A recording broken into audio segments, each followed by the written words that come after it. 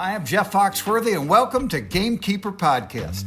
If you want to learn more about farming for wildlife and habitat management, then, buddy, you are in the right place. Join the Gamekeeper crew direct from Mossy Oak Land Enhancement Studio as they discuss the latest wildlife and habitat management practices, news, and, of course, hunting. There's no telling what you'll learn, but I'm going to tell you, I bet it's interesting. Enjoy. We're live in 3, 2, 1. All right, everybody, welcome.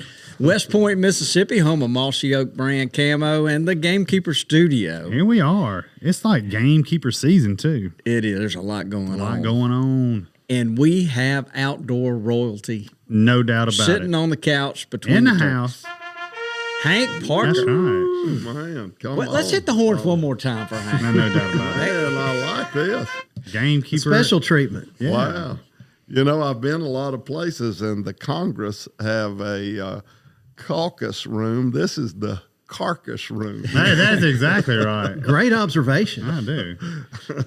We like draw. it in here, I Hank. like it too, man. I'm looking at turkeys and bass and ducks and whitetail and mule deer. And It does feel like home in here. yeah, man, this is the place to be. Look at this thing right here. And of I'm course, liking that, It's man. Hercules. has to draw attention to Hercules. I like old Hercules. He's looking good over there. I like Lanny's dad's 1970s mule deer over there. Yeah, that's a good mule deer. That is a good really Starting to fall apart. I do not remember I don't remember that thing not being around. That's how old it is. So Boy, those back tines they're bifurcated, which is neat. What is that? And B, they're just so long. Bifurcators where they split. Oh, I would call that forked. Thank you, Mr. Noah. I'm just trying to, Trying to pontificate over there. But you know what, Hank? Let me look at you just a second. Does anybody ever say, "Think you're Jeff Foxworthy"? I hear that so much. That's crazy. You know? I never thought about that. Yeah, they kind of look They alike. did kind of You favor. might be a redneck if you get me confused. Yeah, it's with in the Foxworthy. DNA. You got And you don't age. No, he doesn't. Yeah, It's a good Foxworthy living. doesn't. But I like talking about the deer getting older. I had some horns laying on some antlers laying on the floor in my office, and my son Billy comes in. He said, "Dad, what are you going to do with those?" And I said, "I'm going to have them mounted." He said, "How old are you, Dad?" I said, "Well, I'm 70. He said, "And you're going to have those mounted?" I said, "Yeah." He said, "Well, you know, they're all going to be in the Cracker Barrel in about 5 years." Yeah. So they're still laying in the floor. We were talking about that this morning. Yeah, we Sure were. were. So Hank, he's a world-class bass fisherman. I No can't doubt. imagine that he really needs an introduction, but No. he's a world-class bass fisherman. He's won everything you could win in bass fishing. Period. But I think he loves deer hunting or just hunting, turkey hunting, deer hunting, Yeah. more than fishing. Yeah. I mean, if you had to pick one, Hank, what would you pick? Well, I got in trouble, Bobby. I got in real big trouble with my fishing sponsors about 20 years ago when I said the only reason I fish was to make enough money to go hunting. That didn't go over good. So I'm going to say that in the month of November, I prefer hunting. In the month of April, I prefer hunting. All other times of the year, I'd rather fish. Yeah, that's a good answer. So he's saying the deer rut. Yeah, And he's obviously saying spring turkey season. Yeah. Turkey season is my all-time favorite of everything that I do. I absolutely love it, adore it, and spend a lot of time in the turkey woods. That's why he's so at home here. Let me remove that question from the rapid fire real quick and come up with a replacement. I could have told you. I could have answered that one for you. Hank, one time you told a story to me that I would love you to tell it. It was about Harold Knight after a tough day. Could you tell that story? Harold he's a character of all characters and one of the greatest guys and most humble guys. I love Harold Knight, and he's just country as cornbread. And Harold had worked the Louisville outdoor show for a guy named Jim Schrader. And Louisville is not that far from Cadiz, where he lives. So Jim told Harold, he said, when you get through with your seminar this morning, which started at 10 o'clock, as soon as you get through, sign autographs, you can leave. So Harold thought, well, I'll just wait till I get home to eat. And so it was probably around 1:30 or 2 o'clock, and he was late getting home. And so he stopped in Hopkinsville at McDonald's.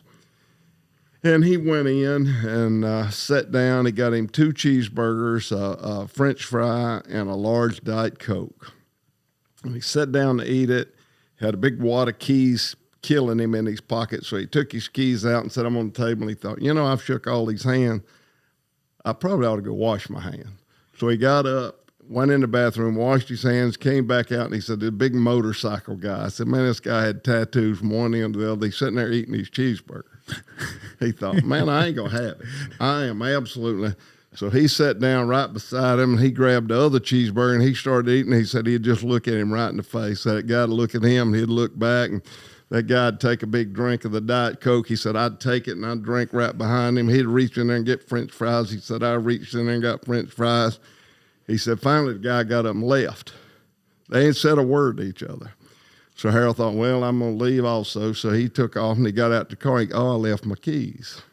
So he goes back in there, he looks at the table and said, that rascal has stole my keys. Now he's figuring out what to do, and he looks at the next table over, and there sits his keys.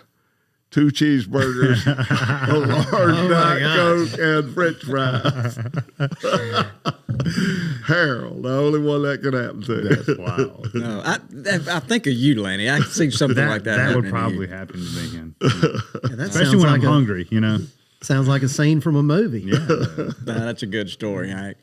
Well, what we brought you in today. We want to talk about a lot of stuff, but one of the things over there in your part of the world, which is kind of South Carolina, North Carolina, you spend a lot of time being a gamekeeper over there and taking care of a property.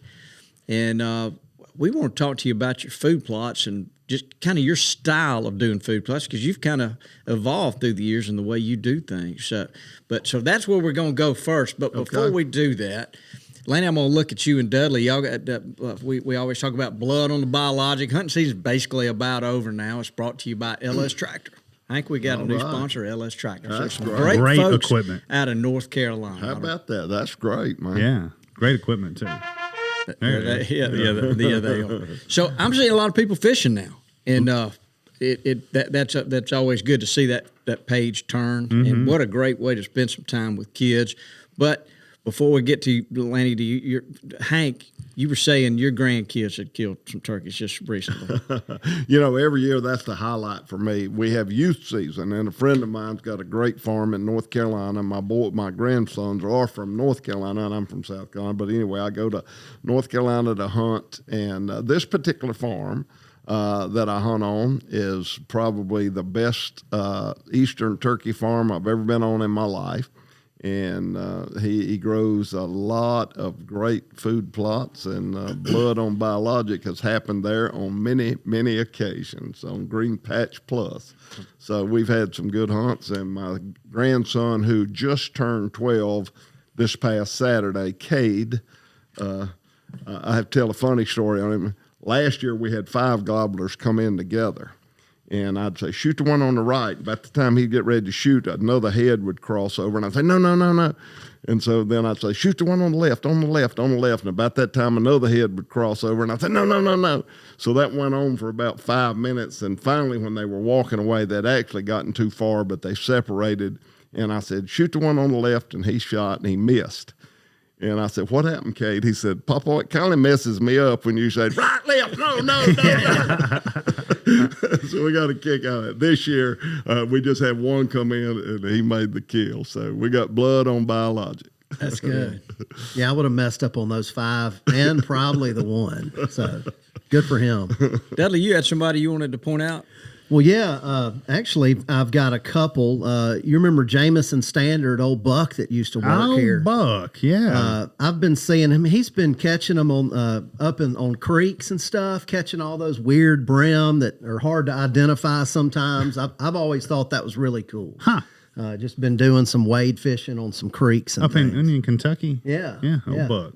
Yeah, And used to work on the Gamekeeper TV show sure back did. in the day. Yeah. Back in the day. and then this is kind of an odd one, but my buddy Jeff Quirin, I grew up with him. He's been planting our trees. He's got a big backyard, but he's kind of converted into being a bird nerd. And, I understand that. After about 3 years of trying, he finally got a bunch of these Baltimore Orioles to come to his backyard. You put out the jelly and the oranges, but it's all his mulberries are ripening, and he's seeing all of that. So I've never heard of such. I'm gonna have to look into this. yeah, congrats, Jeff. Nice. Yeah, that's good. Laney, you got anybody or? We just been working. It's all getting ready and spraying clover and trying to get things in order. So I don't think I have anybody, unfortunately. Yeah. That free tuna we got last week was awesome. Yeah, that was good. It was delicious. We were delivered delicious. a whole yellowfin tuna. Yeah, And from we Mexican just Gulf. ate high on the hog. We appreciate it for sure. It was delicious. I think I had some of it. I don't think it was cooked at all. I think it was raw. We didn't cook any of it. We just ate it. But it surprised me how good it was. Have you ever eaten raw tuna? I have. I've done that. We went out into the Gulf about 10 years ago. My wife, Martha, who went with me on that fishing trip, and we caught some 100-pound yellowfins. I mean, it was just incredible. And so coming back in, they made this little sauce, and right there, the fish was still alive when they started working on him and taking some fillets off, and we dipped it in that sauce and ate it riding back in, and it was really, really good. And I'm not a sushi eater, so I was a little leery, but it was pretty darn good, I can tell you. It's hard to beat. I tell you, yeah, Billy and Kevin at Mexican Gulf, they run a top class operation down there. So go to Venice, catch one. You don't even have to cook it. Yeah, those were big fish too. Yeah, I don't know what they weighed, but they looked big. I don't think they were 100-pound tuna though. No, but they were quite delicious. Yeah, which is all you cared about. That's all I cared about. Small, big, as long as you can keep them, I like them. Well, so Toxie isn't here today, and he is so disappointed and depressed that he's not. That Toxie just loves you, Hank, and he would. He was would wanna trying be to here. get back, Yeah. but I think he's held up traveling. Yes, he's got stuck in an airport. It's a mutual deal. Toxie is one of my heroes, and we were talking about Harold Knight earlier. 45 years ago, Harold and I were sitting together, and I said, Harold, who's one of your favorite people? He said, Mr. Fox. He said, if I go to the SHOT Show, I go someplace and Mr. Fox is there, we talk about squirrel hunting. He said, it's my greatest time is to sit there and talk squirrel hunting with Mr. Fox. And, of course, at that time, I didn't know Mr. Fox. Later on, I got to meet him and Toxie, and they just, what a family and what a great role model for all of us outdoorsmen is the relationship and the family of Mr. Fox and Toxie. Yeah, you say that, and look, he's not here, and he probably won't listen to this, but we talk about, you're a man of faith, and you do it publicly, which it's always impressed me. But there's something, and Lanny, I'm gonna look at you, and you do this as well. But Toxie's relationship with his father and his mother, and there's a Bible verse about honor your father and mother. Oh, yeah. And I really feel like that's one of the things. Toxie's a very blessed person. Yes. And I want to say that in my mind, he's being rewarded for a lot of that, because I don't know of anybody that honors their parents better than he does. I mean, there's a lot of good honoring going on, but he really does. It's so real. It's so transparent, but it's so incredibly genuine, whether he's in the public eye or whether he's totally in private. He is sincerely, absolutely loyal to his parents and his kids, his family, his wife. I mean, the whole thing. It's he's quite a fascinating guy when you really, really get to know him. He don't like any attention. He wants to be under the radar at all times. He don't want any credit for anything, but he's so incredibly real and he's so genuine. And that translates to the workplace. That's right. He expects that out of all of us, to treat our families the same. Yeah, that's right. All right, well, let's move on. We're so excited to have you here, Hank. And look, for as long as I can remember, you've been growing some really big deer, and you've been paying attention to what works, what you make notes and everything. Kind of let's talk a little bit. Tell us your philosophy and your style of planting food plots. Well, everybody's got a different philosophy than I have. I fought weeds and I sprayed and I did everything according to the progressive farmer formulation and get out there and spray your weeds and then plow them under. And time, man, it's time consuming. I do my own. And so I don't have the time to wait and to spend. And, you try to catch a rain and you look at the forecast. I go out there, I bush hog. I do not spray my weeds, I bush hog. I come back and I plow and I cultipack and I plant and I recultipack. Everybody says, that ain't going to work. You're going to be covered up with weeds. And I can tell you, we went through a terrible drought, as you guys did this past fall. I had the most beautiful food plots you've ever seen in your life. I mean, they were to die for. And I plant Green Patch Plus. I've tried a lot of different things. That, for me and where I live, I think is absolutely the best seed combination you have.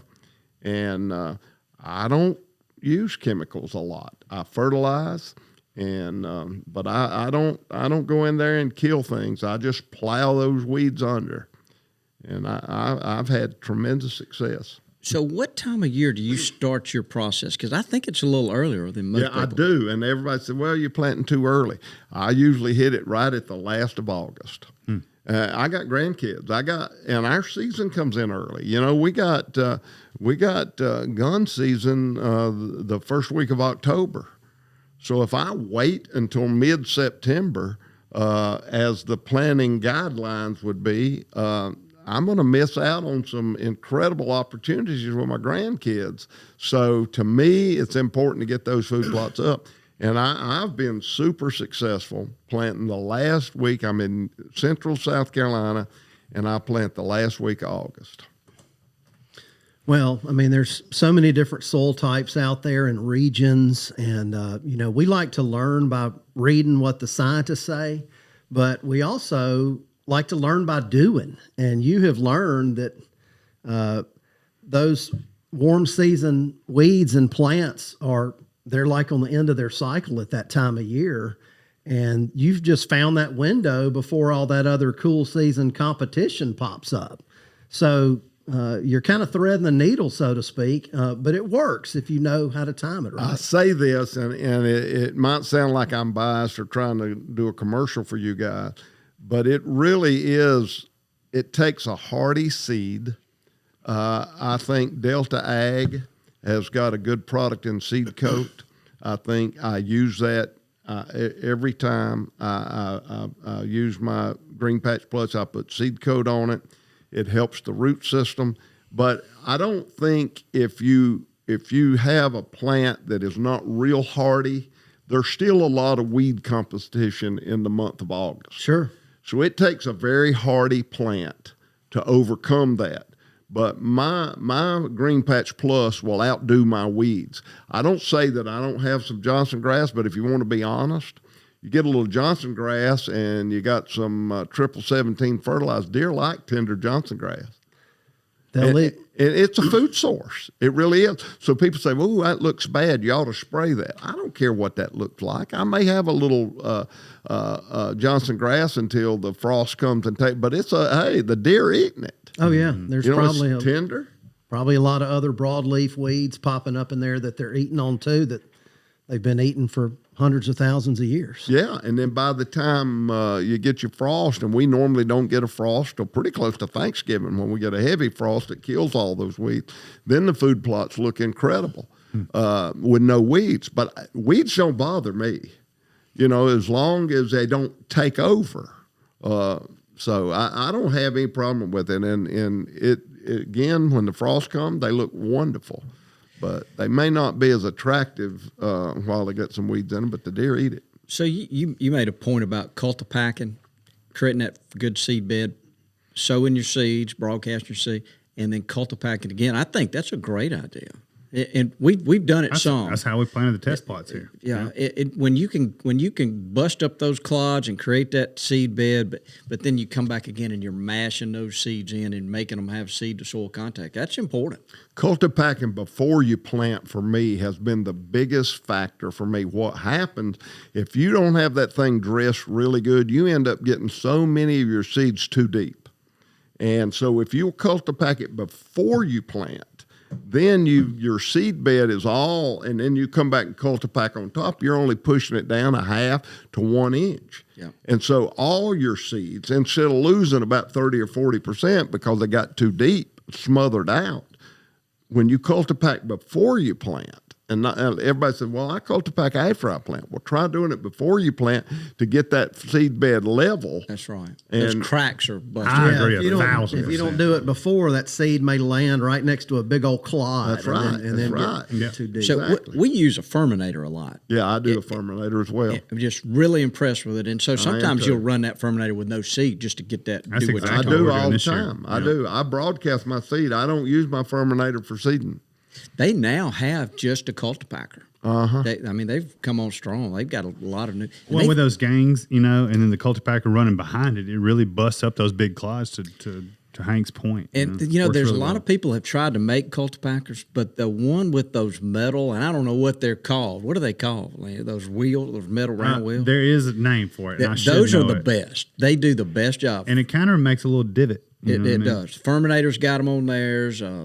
Most of the better agricultural cultipackers that you'll run across. Fermentator is the first one I ever saw it had it, and I also like the fact that their equipment is so incredibly heavy. It is heavy enough that it makes a difference, in cultipacking.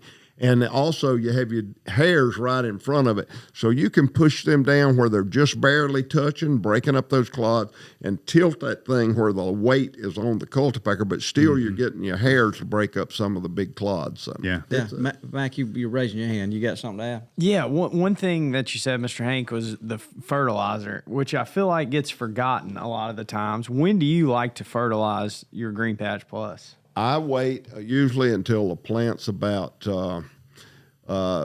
maybe 2 or 3 inches up, get a good dry day. I think a lot of people fertilize early in the morning or on a wet day, and disastrous for a young plant.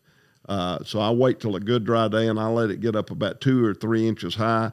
And there's a lot that I didn't understand that Johnny McWright with Delta Ag taught me about the root and the seed coat feeding the seed, and fertilizer does not feed the seed, and the seed really doesn't need fertilizer until it's got a good root system.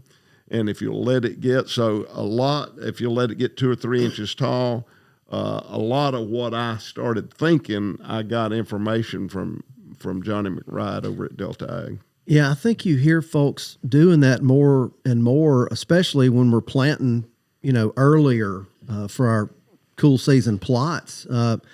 If you fertilize on planting day and possibly till that into the root zone, which is a great way to do it, you're also feeding those same weeds that are going to sprout at the same time as your food plot. So you hear a lot of folks talking about overseeding with fertilizer, after everything's come up. And I think that definitely helps a little bit with keeping the weeds at bay. Johnny says if that seed doesn't have a root system, it's not absorbing that fertilizer. So you throw that fertilizer out there on high ground with a bright sun, it's a good chance that you're going to lose 30% of your fertilizer before your plant ever needs the nutrients that the fertilizer offers. Right. So you're really wasting money if you're fertilizing when you're seeding. And I did it all the time until I was corrected, and he's right. I've proven that to myself. So you've got plants then that are a couple inches tall, and are you pulling a fertilizer buggy through there?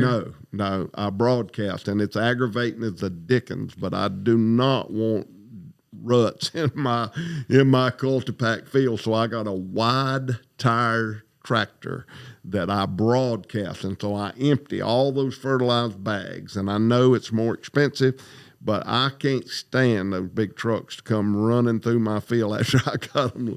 Weeds are okay, ruts are not. Yeah, that's for sure. So as your tractor tires go over those young 2-inch, they end up coming back. Oh yeah, it doesn't hurt them. And if you don't have wide tires, you can let air out of your tractor tires. You can make those tractor tires real soft by just letting the air out. And I got one tractor I do that with. I just let the air out, and I got water in the tires, but I have to redo them. But it's no big deal. It takes me 15 minutes to fix my tractor back like it was. But I let the air out where I got soft tires. I don't want to ruin anything that I've planted, And I'm dealing with small food plots. I got a 3-acre, 4-acre plot, and I got a 7-acre plot, and then I got a bunch of 1-acre plots. So I don't have big giant food plots, you know. That's pretty big, really. Yeah, and your soil testing, I assume. I do some, but I'm going to tell you, it's so frustrating for me because we have the Clemson Exchange there in town, and I take it to them. I'll have 5 soil types in one field. I got terrible soil. That sounds like us. And it's no way to follow their instructions because this end of the field's got too much sand and I need this. The one thing that is in common is common in my situation, I need lime. I never have too much lime. does. How often do you end up putting down lime? I like the lime every single fall. Wow. Sometimes if I miss out, I'll put it out in the spring, and I'll put 2 tons per acre. Okay. Hey, well, a super well prepared seed bed, you know, and the liming regiment. That's a game changer. And this isn't precision agriculture. I mean, we try our hardest, but like you said, you may have a slightly higher grade on one side of the field, and it's sandier, and you just try to find that happy medium and do what you can. So if a guy's got a situation with multiple soil types, do you recommend that maybe he mix them in a bucket and get an average, or what would your thoughts be on that? Yeah, you could do that, and I'll be honest with you, I've tried every formula that has come back to me after the analysis done. You need to do this, you need to do that. I'd do this. I'd use 1717. I'd use a blend with more nitrogen. I just go with what works, and I have been just putting my food plots in, using 1717, and being done with it. And I fertilize heavy. Everybody says, "Ooh, that's too much." I put 300 pounds per acre. Well, you got the lime there. I mean, that's what I'm hearing is one of the main keys. I mean, who have we talked to the limes every year? No, not many. Not people. many. I mean, it's something. And doesn't it allow the plant to use more of the fertilizer in the first place? Absolutely. Yeah. Dudley had to talk what is it? Cation exchange? Cation exchange. We'll get Dudley What to is that? explain that one day. Talk to us, Dudley. Mr. Know-It-All. Might have to bring my soil science professor from Mississippi State for that. Typically, what's your pH, Hank? It's I don't know really, to be honest, Bobby. Got to be pretty good with that lime. Hank, that surprises me that you don't know your soil. Yeah, I don't. And it varies, and I can put 2 tons per acre, and I can do it for 5 years in a row. I can do a soil analysis. I take it to the Clemson Exchange. They say, "Ooh, you're way deficient. You need way more lime." And that's after I've limed the fire out of it. I mean, 2 tons per acre for 5 years in a row, and I take them a little bag of dirt, and they say, "Ooh, you're real lime deficient." Well, they're pretty good at football. I don't know about what's going on. We've got a soil test. You know, well, I don't know that you're aware of. We need to make sure that you're aware of, and you send in some soil tests, and let's check that. I'm sure the guys at Clemson are right on track. But you can actually click. I'm planting Green Patch Plus, and it gives you specific to that blend. I It's would be pretty cool. good. I Well, like and that. I'm sure your others does as well, and you just don't pay attention to it. But it'll tell you your soil pH. But that's something you can track. Yeah. And then you can know, well, because everybody may not need to lime every year. It might be every other year or something, so a guy can see when his beginning to fall off. So you just call it where I'm agriculture. at, our soil is pitiful. Are you doing bag lime or are you doing agricultural lime? I do agricultural lime. My brain. I let them put the ruts There in. you go. Yeah, I'm gonna fix those ruts. I don't blame you.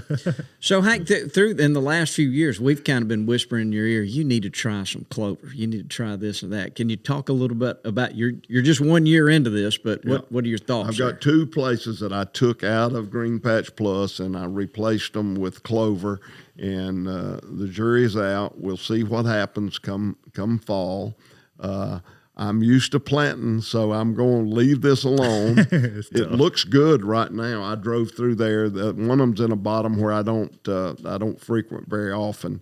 I have a philosophy. I got areas I just don't go to. Mm-hmm. We leave it alone all the time, but I've got too many predators, so I had to run a little trap line. So I was down there just the other day, and the clover field looks really good right now. Nice. If it comes back like you're telling me it will, then I'm going to really be pumped up because it's going to save me a lot of labor. Oh, Yeah, it's so going to come back with that lime. Yeah, he's got some non-typical. Yeah, let's get ready. And look, we'll help you. You may need to mow. We need to talk about that at some point in time. if they get some weeds in there. Why are you looking at me like that? Well, the new research come out. So don't mow your clover because Well, you're removing more biomass than you're actually creating. But The answer It is it depends. always depends. Okay. yeah. And you may need to. We may need to get you learning how to spray a little bit just to help control it, so it doesn't get overtaken by weeds. Yeah, I Just got a during the sprayer. stage. I hate spraying. I hate the amount of money you spend spraying. Yeah. That just it drives me crazy. It's It's a lot of money. But to mow clover, I got a buddy that he grows a lot, and he just sets his bush hog when he mows just above the clover, so he's just mowing the weeds. He's really not mowing down the Just clover. cutting the tops He's out just there. mowing. Tom was talking about Yeah, doing that there's a last couple week. philosophies on that. Some people just got to have it clean field of clover, and some people like it a little dirty. Yeah. Yeah. I like a little dirty clover and corn. I mean, heck. The good thing is that you're putting it out. That's right. Well, I'm growing it for the wildlife. I'm not trying to enter a beauty contest or win field of the month. I'm just trying to have a better habitat for my wildlife. Well, I bet you notice a big change with those clover plots. Yeah, and it's going to really like that lime you're putting out. Yeah. The clover You've been will preparing really for respond. years for it. So it's Yeah, good. if you keep it limed, it is a very persistent cultivar of clover. The bad part about where I planted dedicated one clover field, I can't get a lime truck in there, so I haven't limed that. But right now it looks great. Well, I'm excited you got some clover going. I think your turkeys are gonna love it, and then this fall your deer will as well. So Well, I'm going to tell you now, Green Patch Plus is incredible clover in the spring for my turkeys. It's incredible. So I have a lot of clover, and everything's gone in my Green Patch Plus.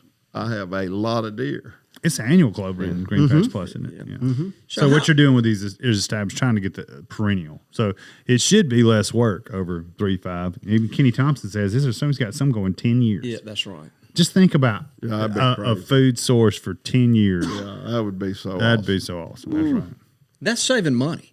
Oh, yeah. Oh, yeah. You know, if somebody may pick up Oh, a bag yeah. of clover at Bass Pro and go, "Whew, boy," but when they think about it lasting 5 or 6 or 7 years, For Oh, your yeah. dollar, it's the best. Oh, It's yeah. the best investment for your wildlife and your dollar, no doubt. It's hard to argue that. Yeah. so, how are the turkeys doing over there where you live?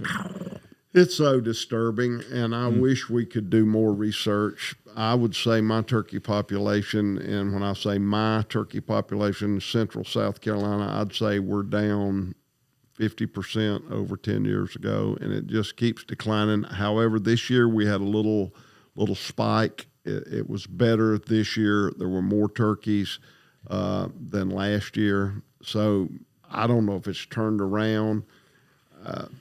There's so many people, speculating on what the problem is, but there's no good, solid 100% data that I can read and get hands on that I'm convinced is accurate. There's a lot of people that are taking pox shots and, we're over harvesting. We're killing them too early. The dominant turkeys hadn't bred. I believe all of that. The predators are higher. The fire ants are causing a lot of issues. I don't know about that. Research is kind of showing that maybe that's not true, and I've speculated on that. I've seen a lot myself on my farm. I've seen fire ants have a devastating effect. Nest robbers have always. We've had nest robbers. People say, well, people don't trap anymore. Well, people didn't trap in the 90s. And we had turkeys. I mean, we had a Bunch of turkey. I think a lot of the researchers would agree with you on that, Yeah. that we really don't know exactly what it is. When it's so variable, region to region, state to state, I mean, there's no one blanket thing. That I think it's a mix of everything. And depending on where you are, variations of that mix, Guys, I'm gonna throw something out here. I think crows could be a problem. Crows I are hear a you. problem. There's no doubt. No They doubt. are. I think they sit up there and watch that. I had a biologist this weekend was telling me You think about. they eat the eggs? I do. Oh yeah. Oh yeah, So- they absolutely. He was telling me hell no. this guy was, and we could hunt them now. That you Well, know, yeah. but Fixing it. this guy was Get a little telling more me, intense. Lenny, I'm trying to talk. I'm sorry, Bobby. I just found out the crows are eating turkey eggs. I'm going to go on the warpath. This biologist was telling me, he said that he got his eyes opened. He was doing some research down on a river in South Mississippi on some Mississippi kites or something like that. Ooh. But he said where they were set up observing them, that they noticed that these turtles were coming up on the sand and laying their eggs, and the crows were sitting up there and waiting on that turtle to leave. When that turtle got finished and leave, the crows would go down there and eat every egg. Wow. He said he said it was sad how much it was happening. New kind of avian predation. Well, it may not be new. This may be something that Well, I'm not saying new. Just I never thought about it. There's a lot of things that like to eat turkey. eggs. nobody's hunting crows really anymore. No, So, and But everywhere there's a lot of turkeys. Well, down here in the southeast, there's I'm lots kind of like crows. Hank. You know, back in the '90s, we had crows everywhere too. Yeah. Everything likes a turkey egg. I mean, snakes, Yeah. skunks, opossum, Everything. coon. Dudley, you can't agree with everybody. You got to. It depends. Well, I look. I'm But so we got to glad. fix it. Yeah. That's the whole thing. We got to fix it What- because we had turkeys. Yeah, you're right. A And lot of them, it's southeast problem. no doubt. It's down in Tennessee, terrible. It's down in Kentucky. It's down in North Carolina. It's down in South Carolina. It's down in Mississippi. It's down in Alabama. And Mike Chamberlain will tell you. I think some of these western states are experiencing. Yeah, sure are. So it's a bigger problem. It's not good, but the good thing out of this is we're all aware of it. There you go. And so many people are concerned Everybody's paying and wanting attention. to do, Yeah. what they're told to do. To And I think make it better. self-regulating too, you know. So So I'm sorry, I got us off track. Well, but- let me just say this right there on the wild turkey. In North Carolina and South Carolina, they moved the dates back. South Carolina, you can only kill one the first 10 days of the season. Everybody from a hunting standpoint started complaining. We got all kind. You could see it on social media. And I'm the one guy that stood up and said, hey, guys, let's don't complain. Let's wait and see. We've got to do something. So if this is a solution, then we're going to be a winner. So let's don't shoot it down because it's inconveniencing us and because we want to kill more turkeys. And we know those first 10 days are our best shot at getting our 3 turkeys. But let's don't do that. Let's be patient. And I don't care what they try. If they said, okay, we're not going to kill any turkeys in 2024. I'm good with that. Yeah. If that's what it takes, whatever the price we need to pay, let's experiment. Let's do something. I like the way these states are doing something better than some states are doing nothing because we do realize there's a problem. So let's try to fix it. good point. That's great points.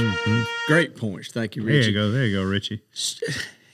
Yes, you're exactly spot on, and the fact that you're communicating that, we need others to adopt that same mentality, and that's how we're going to help. Yeah, no doubt. We've it's Mike Chamberlain, Dr. Mike. I'm sure. Yep. He boy, I tell you what, they've got a lot going on, and there's this LPDV, this virus, and they're studying that and doing some real. We've just got to take. You know what? When I look at Lanny, I mean, Look at Lanny. He's a pretty man. isn't He's he? just. I mean, he's simple, but he I loves am turkey simple. hunting. Yes. But Lanny's not going to have the solution to all this.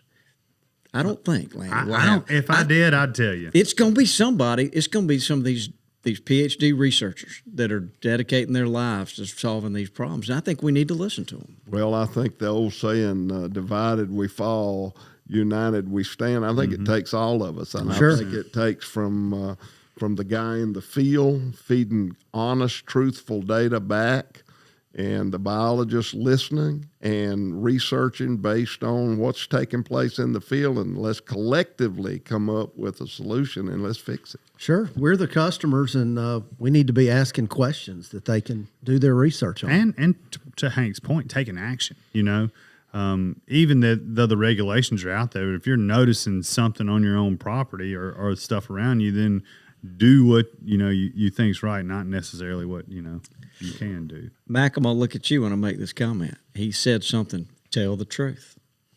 Turkey hunters are notorious for not telling the truth. There's only 6 weeks out of the year that you don't tell the truth all the time. But we've got it, like when we turn in our reports or whatever on our phone to the state about. Yes, We've got to do that. Absolutely. We've got to do it. Yeah, absolutely. Matt, You can turn your location services off. You can turn your location services off. I can show you my confirmation on the 2 that I harvested this I year. reported all mine too. Did you? Yeah, of course. We'll have to call your buddy on you. No, don't have to call anybody. So let's get back to food plots. So can you talk about, just kind of explain the whole process of doing the food? It's so important to the way that your style of gamekeeping on your property. But it really, think about how important that is to your hunt season. If you didn't have those food plots and they weren't performing, those grandkids show up, or that's a focus. Those deer are focusing on those food plots. It's important. Land cannot carry near the population unless you prepare the land to provide the food to carry the population. When I first bought my farm in 1984, we had a lot of deer starving to death. We lost a lot of fawns to starvation. And I had a biologist come in, and when he pulled up, and I was so oblivious, I didn't even really recognize it. And when he pulled up, he said, "Whoa, I've never seen a browse line so high." He said, "Man, you're way overpopulated. I can just look at your cedar trees and look how everything is eaten so far up, as far as a deer can reach everywhere." He said, "You got to have fawns that are starving to death, because I look at this browse line, no way they can get food." And that never dawned on me. And we have people that say, "Well, you really shouldn't shoot Bambi. You really shouldn't kill a doe." I mean, that's wrong. Well, the truth of the matter is, do you want them to be shot and killed and harvested and become a food source, or do you want them to all starve to death? And nature is cruel. And we try to carry a lot of deer and a high population because of all the regulations and legislation on harvest. You can't keep up with it. I mean, there are more deer than we can legally kill on my farm and keep that thing balanced. So what do you do to support that? You got to have a better food source. You got to offer more food. I mean, I fertilize honeysuckle. I fertilize my persimmon trees. I try to do everything that I can within my limited capability of providing more and more food to have more carrying capacity, because I can't keep up with them under the laws on harvest. We got them out the ears. I mean, our deer population is out of control. How are your body weights doing since back in the 80s when you bought it? I'm trying to monitor that more now, but in the 80s, you did kill a few 200-pound bucks. Now, 185 will raise an eyebrow. Most of our mature bucks are in the 150, 160. Mature does are somewhere around 80 to 90, and that's live weight. And so, I mean, it's in the 60s. Doe weigh 130, 140 pounds. Bucks weigh 210, 215, 220. You don't see that anymore at all. So, Lanny, what were you doing in the 60s? Nothing. I don't think we had deer around here in the 60s. Not from what my dad says. They weren't around. 68 was the first year that the Piedmont of South Carolina had a deer season, 1968. There was far fewer deer. There was a lot more food. That's right. That's right. And I mean, we're all, you can't argue that the more competition you have, you can have quantity or quality. And sure. we know that, but you can't alter state population, obviously, if you got one small place. The Sure. only thing you can do is improve your carrying capabilities by growing food plots. And at the end of the day, really, you want to feel good about your conservation effort. You really, truly, in your heart, you want to be a gamekeeper. and you want to teach that to your children. And so all you have, you're a steward over this one little piece of land. Do the best you can with what you got, and that's your responsibility. And the results will be favorable for your tract of land. You can't fix the problem with the state, and so just do what you can with what you have, and that's the way we try to look at it. Yeah, the scale of things. Mm-hmm. What kind of bucks are you growing over there? Well, in the state of South Carolina, it only takes 125 net to make the record book. So that tells you a lot about what your potential is. And we've probably killed 9 deer since I've owned that farm that would net record book. So I killed a deer this year that grossed about 133. And that raises eyebrows in my little area there when you go to a processor and you got a buck that's going. And I'm spoiled. I'm very spoiled. But I want to say this: I've got 4 deer over 200 inches. I've got probably 35 or 40 deer over 170. And I've hunted Saskatchewan for the entire season for probably 30 years. I've had a lease in Texas. I've hunted Kansas. I've hunted Iowa. I've hunted the states that produce big deer. And so you walk in my little game room and you look at my deer and you're impressed, and you see over here I got a 244. I got a 207. I got a 203. I got a 201. You're impressed. Wow. But the real truth of the matter is there's probably a guy down the road from me that the biggest deer he's got in his little game room is probably 120 inches. He had more skill and more talent to kill that deer in Piedmont, South Carolina than I had killing a 244-inch deer in West Texas. Mm-hmm. So we get all starstruck about big racks.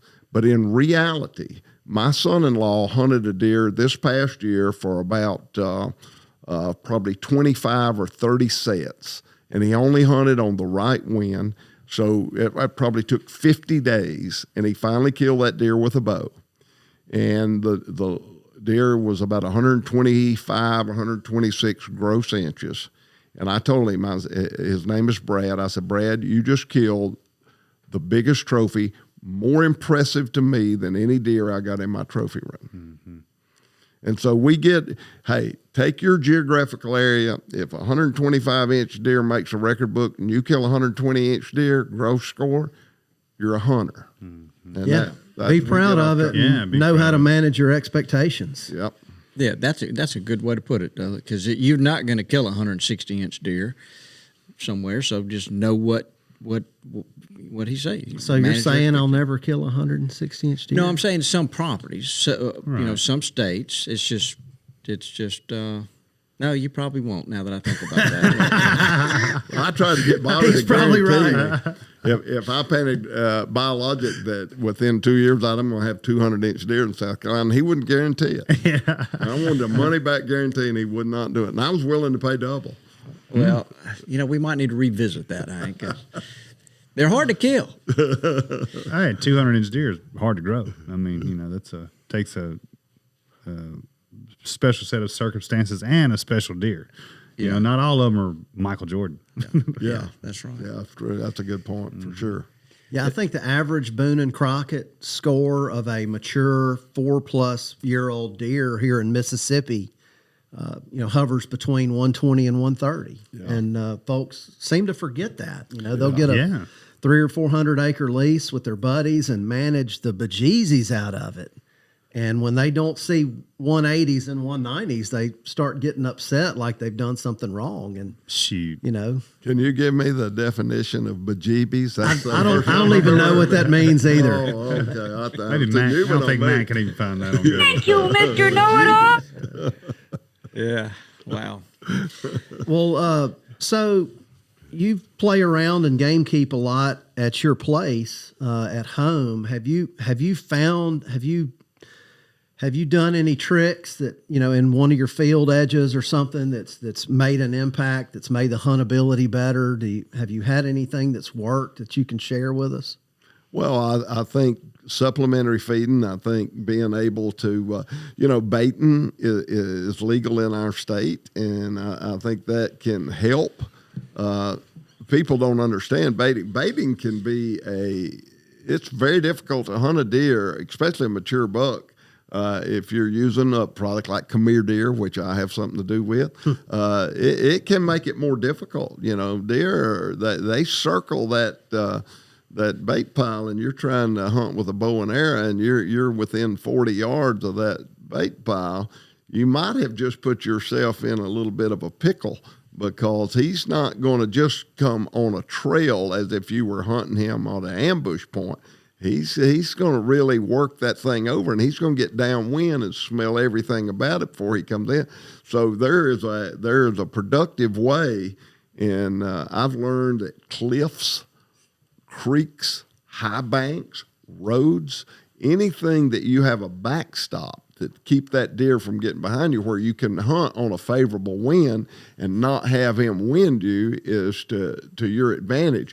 Just putting a bait pile out, there's no doubt in my mind deer love Come Here Deer. I've been involved with it from the beginning. It's amazing how much they gravitate to come to eat Come Here Deer. But just to put Come Here Deer out can be a big deterrent for you to harvest a deer, because he's going to circle that bait pile. So you just go out there where there's no backstop, and you're probably not going to see that big deer. That deer you're looking for is probably going to wind you, and you're never even going to know it. So you got to be smart about how you bait, and that's the one thing that I've done on my farm. I've created some backstops to give me the ability on a favorable wind to hunt a deer without getting winded. That's smart. And, you can, I'm sure without using the fancy words, but, you've got thermals behind you when you got that creek behind you sucking all your scent out, that cliff, the same way.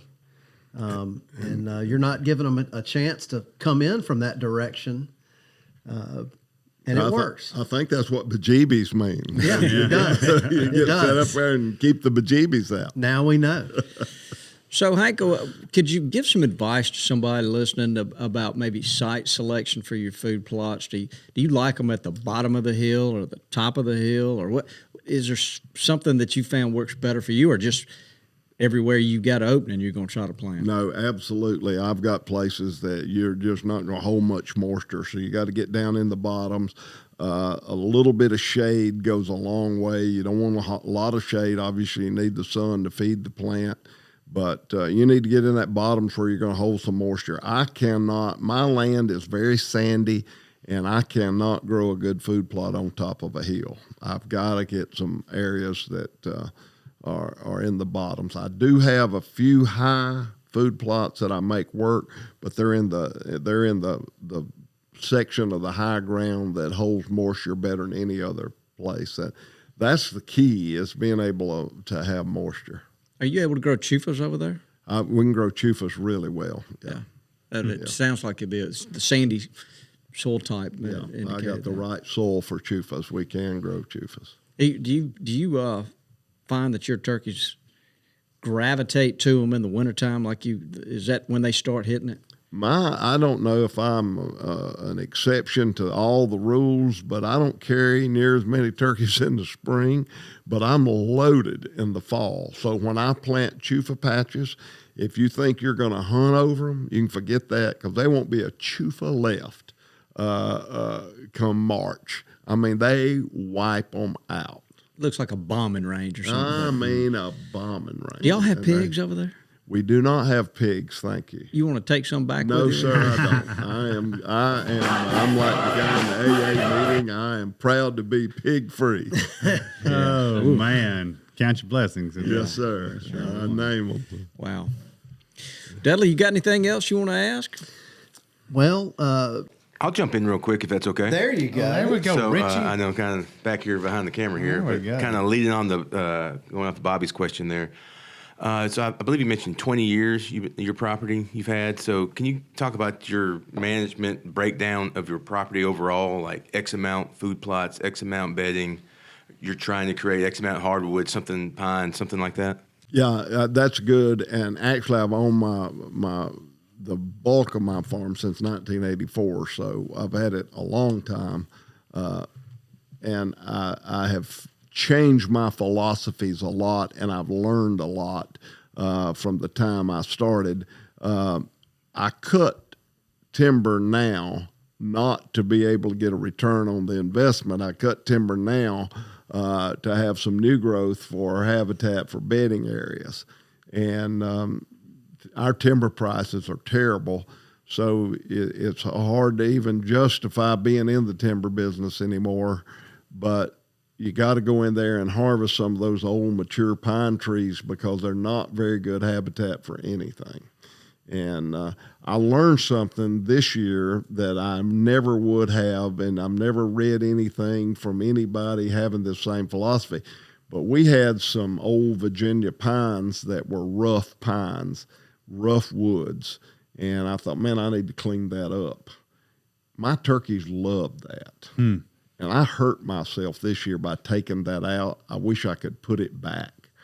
But those turkeys, you think, well, they like that quail look, or they like that open pine where they can see a long way.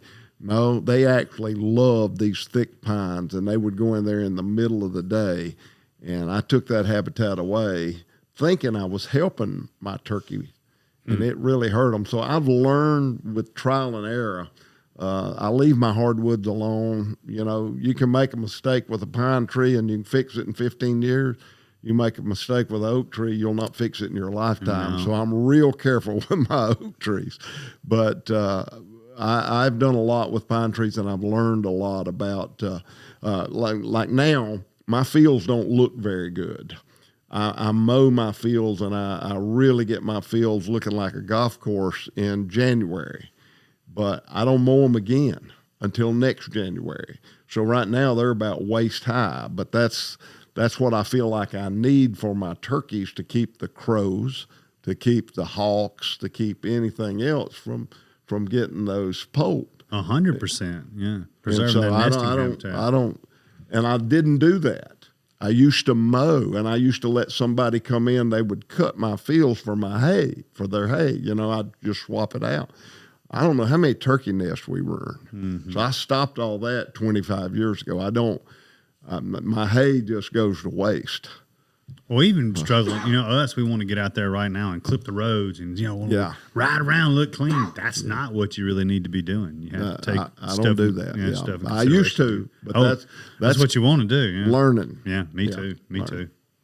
That's interesting what you said about those dog hair thick Virginia pines. You know, when you think about it on a large scale, that isn't great turkey habitat, but on a small scale, they may like that little area, like you said, to sit around in the middle of the day and loaf around and not move around much, and you took it away. Now, if your whole farm was like that, you probably wouldn't want it. But now you know it's good to leave a couple of areas like that for diversity. I like that, and I like the fact you said loaf. Ben Rogers-Lee said, you know, turkeys go in the middle of the day. This was 50 years ago, and they like to loaf. I've got a spot like that on my farm that's just really high ground. The pines are poor, and you would think, I want to cut that down and make it a thicket, but there's always turkeys there. It's crazy. But it's a small area. So I'm not saying I want my whole place like that. But I agree. You're making your farm a mosaic of diversity, and that's obvious, something that they enjoy from time to time. So I love a thick pine plantation, don't you, Bobby? Yeah, we do. Lanny likes to sleep in them, right? Well, when Bobby drops you off at 1:30 in the morning, you got to get a little nap in. Our pine plantations are just thick. They are. Yeah. It's either clear cut or thick. Yeah. And you're at the mercy of the timber company or the landowner? Timber companies, that's right. So, Hank, as a guy who's traveled around deer hunting all over the all over North the America, range of the whitetail. a couple of states stick out to you as like, boy, they're my favorite. I love to go here or there. I don't know what's so magical about Iowa, but it is. There's lots and lots of big deer. Kansas, Kansas has got lots of big deer. There's no state ever like Texas. It is just crazy with the population of big bucks. And then, of course, Saskatchewan, I started going up there in 1989 and fell in love with it. Hated the 20 below zero hunting, but loved the gigantic 300-pound bodies with big, thick, massive racks. Mass never disappoints. You may not kill. I said I had a number of 170s. I've got probably 10 or 12 bucks that's got 6-inch bases, that's just so impressive, and you just want to hold them. And of course, that's what Canada produces. So I've hunted a lot of different places and been blessed to kill some really nice deer. What about Mexico? Have you done I hunted that? Mexico a lot in the 80s and 90s. And then it got a little risky. I don't go to Mexico very often now. Occasionally I still go, but hunting in Mexico was really, really good, and it was inexpensive. Texas, the price of a hunting lease varied on the oil market. Mm-hmm. When the oil market was good, and you couldn't afford a lease, so it was always so much fluctuation. You couldn't ever predict what it was going to cost you from year to year. But Mexico was very inexpensive, and of course that has changed over years. Didn't you have a mountain lion encounter in Mexico? I did have a little mountain lion encounter that turned out to be a pretty bad situation. I had two brothers. I didn't know they were in a feud. One brother loved the mountain lion. The other brother wanted the mountain lion gone because it was killing his cattle. So I ended up shooting the mountain lion that went on the other brother's land, who loved the mountain lion, and died. And it was a pretty good controversy there, that I was caught in the middle between a family feud that I didn't know existed. Yeah. Oof. Wasn't good. Are they able to grow? Are there any crops in Mexico that these deer are coming to, or is it just kind of desertous? Oh yeah. I went down and I killed the royal slam of wild turkey with a bow. And everybody said, well, you ought to kill a world slam. Well, the old way of killing that ocellated turkey was shoot them out of a tree. And you could hunt them in Panama, you could hunt them in Belize, or you could. Good at that. I was fixing to say the same thing about you. You beat me to that. Oh, man, a tree shooter. Well, I wasn't going to do that. I watched Jim Zumbo, and I talked to him, and he took Louis Mandrell down there, and they shot him out of the trees. I think, I'm not going to get into that. Well, but now the Amish, Mexican Amish, have moved to. Wait a minute. What? There's Mexican Amish? Oh, yeah. That must be how our viewership got up down there. Yeah. Bobby normally goes with the Mexican Mennonites. So tell us about the Amish. Well, it could be Mennonites. I can't really. They're not listening to this. So. Differentiate whether or not they're Amish or Mennonites, but nevertheless, they've gone to the Yucatan Peninsula, and now they're growing crops. So they're clearing some of the jungles. There's people who live there that have lived there all their lives and never seen an ocellated turkey until now. And they're seeing them commonplace because they've developed so much of this land. So I went down and I wanted to shoot one with a bow and didn't want to shoot him out of the tree. And we actually called the turkey. Now, it's legal to use electronic callers, but the point is, it's a huge agricultural area at the Yucatan Peninsula, way south into Mexico. So yes, they have incredible crops in Mexico. I didn't know that. I didn't know they were Amish Mexicans. They grow a lot of produce, don't they? Well, yeah, they grow a lot of salsa ingredients. Yeah, produce. Yeah, that's good stuff. Yeah. Boy, that was pretty good. Well, we have a big listening audience in Mexico, right, Bobby? We are actually on the charts in Mexico. We were. For some reason, Hank. I don't know why. I can believe that. So. Well, it's been a lot of fun. Lanny, you got anything else you want to ask, or we want to turn it over to Dud?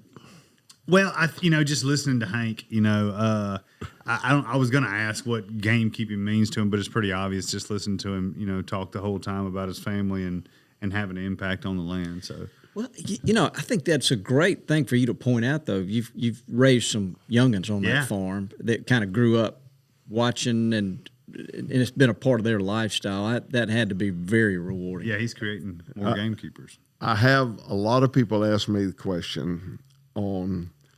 I won the Bassmaster Classic by 2 ounces, so it's a very intense moment. I had the dream of being the first guy to win the Grand Slam, and I pulled that off. And so you have people say, well, what is your greatest single moment in the outdoors? And they're thinking, was it when you won that Bassmaster Classic and you only won by a couple ounces, or was it when you won the Grand Slam, or was it the first Classic you ever won, or was it the first national tournament? What was the greatest single moment in the outdoors? And the greatest single moment for me in the outdoors, and it put everything back to me in perspective. I love turkey hunting. You guys love turkey hunting. You know how exciting it is when you anticipate where a turkey may be and you go ahead and commit in the black dark to set up, anticipating him to be where you want him to be, and how exciting that is. And so I had my son Timmy, and he had his little 410. He's just a little towhead. He's 6 years old. And he's going to sit between my laps and my lap, and I'm thinking I got this set up just right. And when it starts cracking daylight, it is the most beautiful day that God has ever painted, with just an awesome, awesome sunrise. And this turkey's hammering right where he needed to be. So I am a turkey hunter, and I'm excited. We are fixing to be able to close the deal. It's so perfect. And I've taught Timmy, my youngest son, we do not talk in the turkey woods. From the time we leave the truck, we do not talk. Human voices is a big negative. So we'll talk in the truck unless it's emergency. So this turkey is gobbling with every breath, and he's got his little 410, and he's shaking in my lap. And every time that turkey gobbles, he shakes all over. I mean, he's so excited. And he starts pulling on my shirt, Daddy, Daddy, Daddy. And I'm thinking, oh no, he's got to go to the bathroom. This is not going to be good. And I'm freaked out. And I looked down and I turned his little head to look at me where he wouldn't have to talk loud. He had alligator tears in the side of his face. And he said, Daddy, I love you. Oh, Lord. And it put everything in perspective. Mm-hmm. Man, what is important? And that's the way I feel about my farm. And the outdoors is those experiences, those moments are far greater than all the trophies or all the cash or whatever you get, is the time you spend with your kids and the memories you create. And there's nothing like the outdoors. I don't know how could say it any better than I don't that. have to say amen. Yeah. Wow. Well, where's the horns when you need them? Come on, Richie. So I got to ask, what happened? We ended up, and that turkey saw us as he was trying to get his little 410, because we had to get him within 15 yards. That was before heavy shot. That was before TSS, any TSS. It was just a little 410 with number 6 lead shot. And he skirted us and got out there about 38 or 39 yards. So I had to kill him with my 12 gauge. Laney can identify with that. Yeah, I can, except for the not talking part. That you can't. Yeah. So Timmy looks. We would at blow me. up. He looks at me. He said, "Daddy, how old do I have to be before I shoot a 12 gauge?" That's right. A little anticlimactic. Yeah, but No, it it's a good Love lesson. Love it, no doubt about it. The way it worked. I resemble that remark. Well, look, Hank, we're going to turn it over to Dudley. We have a thing called Rapid Fire. It's brought to you by our friends at Springfield Armory. And Dudley's going to ask you some questions. And look, you just answer them to the best of your ability as fast as you can. Laney, am I leaving anything out? No, yeah. All right. I got some scrabble here, so I'm going to try to work through this. Don't ask him the rut versus the turkey thing. I won't. All right. Are you ready? I'm ready. All right. Tea, sweet or unsweet? Unsweet. Pancakes or waffles? Pancake. If you were forced to pick one, salt or freshwater fishing, Fresh. would you rather go on a big impoundment or a river or a private pond or a creek? Big impound. All right. Soybeans or peas? Peas. You're on vacation. Would you rather sit on the sandy beach or sit at the pool near the beach? Sandy Beach. Okay. Would you rather keep hunting that one difficult older gobbler that keeps evading you or move on for a more workable 2-year-old? The difficult. Pick one, morning deer hunt or afternoon deer hunt. Morning. Crappie and brim fry. Crappie and brim fry. On the bone or filleted? On the bone. I like it. Tartar sauce or ketchup? Tartar sauce. Would you rather stick your whole body in a beaver hut underwater to try to catch a flathead, or would you rather go 30 feet deep with the sharks and try to spear a grouper? Neither. Yeah. Good answer. That's what I was hoping for. Wear more sunscreen or just cover up more? Both. Yeah. Okay, a turkey is gobbling pretty close and you're setting up on a tree. Do you take the time to scratch the leaves away or do you just plop on down and start calling? Plop on down. Plop on down. That's it. Oh, wow. Well, Bobby, are you a plopper or do you move the leaves no, away? I'm a plopper too. Plopper too. But I'm gonna ask. Have that one more question. Have the federales ever gotten after you while you were in Mexico? I have been face down with a gun to the back of my head by the federales. So Wow. I have experienced some touchy situations. That's what he was talking about, being a little more risky. Yeah. Yeah, I didn't know the answer to that question. I didn't know I was That going kind to of get broke that. me.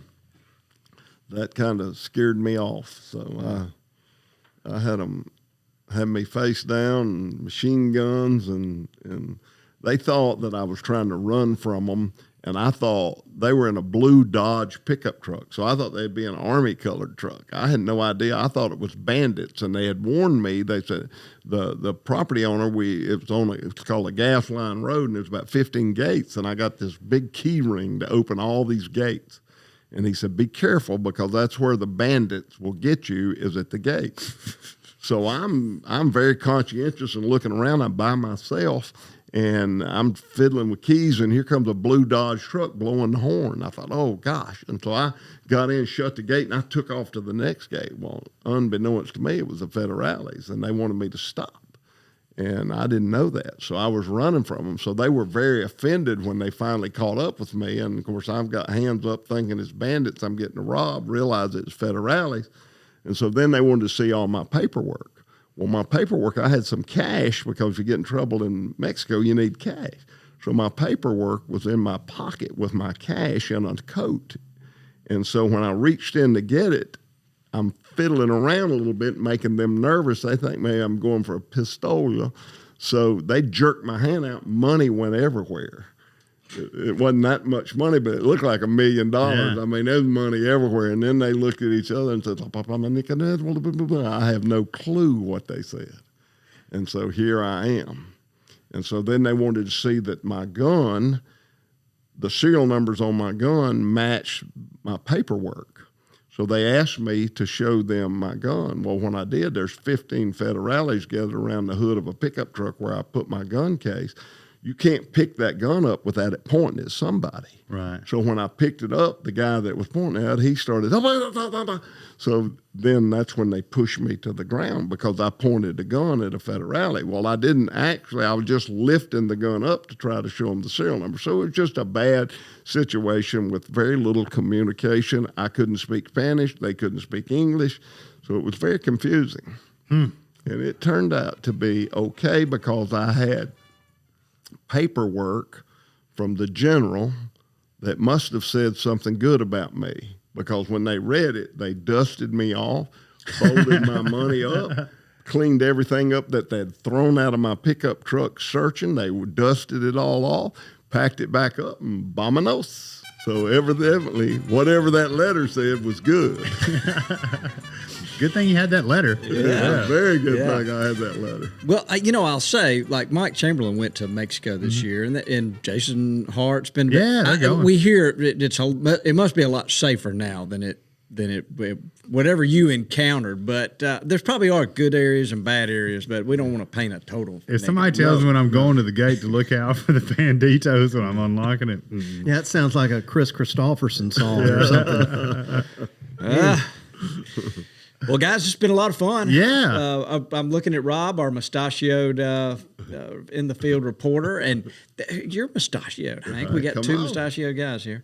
Does anybody else have anything else they want to throw in here? It's been a lot of fun. So, Hank, we've got a companion shirt for you for being here with us that in your size. I think you'll enjoy wearing it when it cools off a little bit more. It's a long sleeve. I apologize about that. But we're going to take you to the store and let you look around. We appreciate what you do for the outdoors. 100%. And the way you handle yourself and the message that you carry. Well, it's all good, guys. And I could not pick a company to be affiliated with any greater than Mossy Oak. And I will say this. I talked about Mr. Fox and Toxie and what a role model. Forrest Wood, the founder of Ranger Boats, was cut out of that same piece of cloth. And I tell people the two companies that I've worked for, that I've affiliated with for all my total career, that I'm the most proud of are Forrest Wood's Ranger Boat and Toxie Hayes Mossy Oak. And it's because of who the founders and the people are. And he has chose you guys to be a part of what he's got going on, and what he's a people guy. What a lineup of ambassadors he has put together, and I am so proud to be a little teeny part of what this company stands for. No, Man, that's awesome. yeah, it is. Feelings mutual. Yeah, no doubt. The first, Hank, I met you, I was just out of college on the road at a sports show. As soon as I walked up to you and introduced myself, you were one of the nicest people I've ever met in my life. So the feeling's mutual. Well, that's awesome. It is awesome. You can't run into somebody that has anything negative to say No, about Hank. no. You really can't. He may have shot somebody's turkey or somebody's deer, but you have to kind of read between the lines. Yeah, But the federales let him go with all his money. I mean, Dusted me off. that's a nice guy right there. That doesn't happen to anybody. no, that's a great story. I didn't know what was going to happen when I asked that story. So. All this talk of Mexico's got me hungry. It makes me. I actually want to go to Mexico. I do too. I want to do the turkey thing. I want to go kill a goose. Yeah, because me too. Mike Chamberlain said it was just unbelievable. Let me tell you, that Ocellated is awesome. Nah, I don't care anything. Oh, you would. I said the same thing. Oh, if that thing struts out there, you'll hunt the I don't want to shoot one out of a tree. No, he's got a place you don't have to. They got all of them. Look, when they come through the woods, they go. I mean, it's the most exciting thing. It is an adrenaline rush. They gobble. They're incredible. I mean, if we're going down there, It's a whole new. No one knew how awesome they were till they started clearing those jungles and having some agriculture. They just needed to play a stage to strut in. That's all they needed. Yeah. A little spot. The stage. The stage. I'll take you, Bobby. Oh, Yeah, nice. they don't strut. They don't strut when they come to you when you're using the call, because they come to fight. And I couldn't speak a lick of Spanish, and my guide could not speak any English. But we were such good friends, and I had so much respect for him. He knew how to call those turkeys. He would do a hen, and then he'd do a gobble. He'd do a hen, then he'd do a gobble. Well, those turkeys are jungle turkeys. They get in the jungle, and they strut and drum in the jungle, and they beat up against the bushes where they make more and more and more noise. So they want something like a palmetto bush that they can really make a lot of noise. Yeah. And that's the way they draw all the hens. But they come to fight. When he does that gobble, man, they come out of there, they're blown up, but they don't have their tail feathers fanned out. But their wings are dragging as if they were strutting. The feathers are blown up, and they're going, wartime. it is so, hey, I loved it. And I thought, I'm going to do it because I want to say I killed a world slam with a bow. But I loved it. It was so exciting. I'd love to go back. It was awesome. Well, that is interesting. That the Gould just attracts me for some reason. For He's sure. cool. He's cool. He's a great bird. But So next spring, Lanny and I want an invitation to go to New York on your turkey / smallmouth trip. awesome. That's good. We're going to watch our phones for that. Well, we'll Santa Claus will be watching you and see how good you do.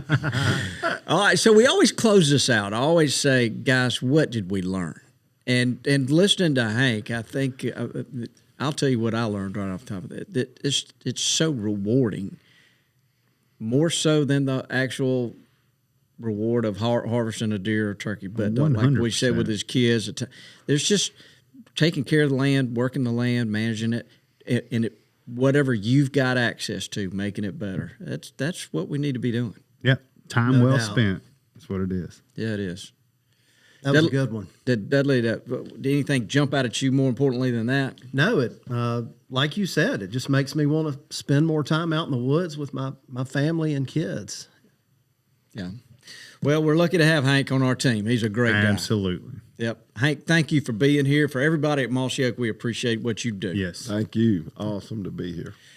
All right. Well, why don't you say goodbye, Dudley? Goodbye, Dudley. Get us out of here, Richie. Carnitas. Thanks for tuning in to this week's episode of the Gamekeeper Podcast. And be sure to tune in again. Subscribe to Gamekeeper Farming for Wildlife magazine and don't miss the Mossy Oak Properties Fistful of Dirt podcast with my good buddy, Ronnie Cuz Strickland.